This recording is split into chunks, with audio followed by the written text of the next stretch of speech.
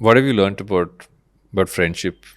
Oh my God, that I have to let go of the pretense, that I can just be in front of my friends. Yeah. And I'll give you a small example. A couple of years ago, if a friend wanted to drop by, I would have a mini panic attack.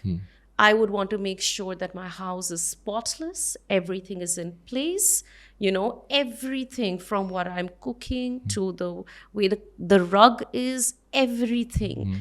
Because I would be so paranoid about what will they think when they enter my home. Yeah. And now I'm at a point, and this is such a superficial example, I know. Now I'm at a point wherein a friend calls me and says, "Hey, I'm in your area, I want to drop by." I'm like, "Come." And even if things are all over the place, I have learned that it is okay. They are my friends. Yeah. They are supposed to be okay with this. They're not my guests. They're not someone who's going to go back home and judge me. Oh my God, the rug wasn't in the perfect 90-degree angle at Priya's house. So I think A is that. Also, I have become more comfortable with my own self, and I think that has reflected in my friendships. I would never open up to my friends. All my childhood friends and my teenage friends would all be based on some amount of secrets that we would hold for each other. And then I had boyfriends at a very early age as well. So that had a love angle. Then that's not friendship per se. Yeah. In the last couple of years, I think I've made friends with men, women, people of the LGBTQI community. So I think because I'm friends with myself, I've become friends with others. And it has been beautiful. Yeah. I have such lovely friends at this point in my life, which a few years ago I could not have counted on. Yeah.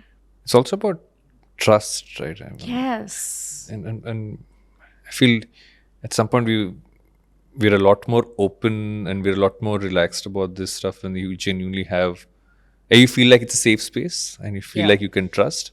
I think it also happens as you get older that you realize there's a core set you can trust and have that form of a relationship with.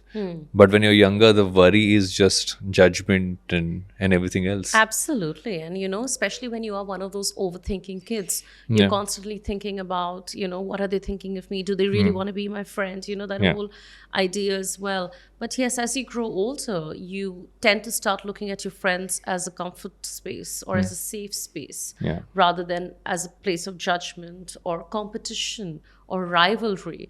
I think growing up in a joint family for me, I would constantly be compared to my cousins. My cousins would constantly be compared to me.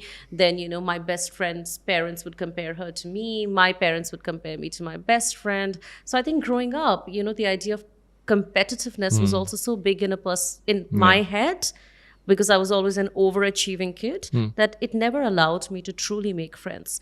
I feel I was constantly competing with them in terms of academics, in terms of personal lives, in terms of what we have, what we don't have, in terms of looks. Sad to say it, but in terms of physical attributes growing up, when they kind of measure your height and your weight and everything else that they do, I think that allowed me to not make friends truly. And I think I'm at that point in life where the only person I'm in competition with is myself. I'm not competing with anyone else. And I've learned to accept my journey and respect other people's as well. And maybe that's why the doors of this beautiful emotion called friendship has opened up for me. And I'm very grateful for that. Want more such insights? Make sure you check out the full episode.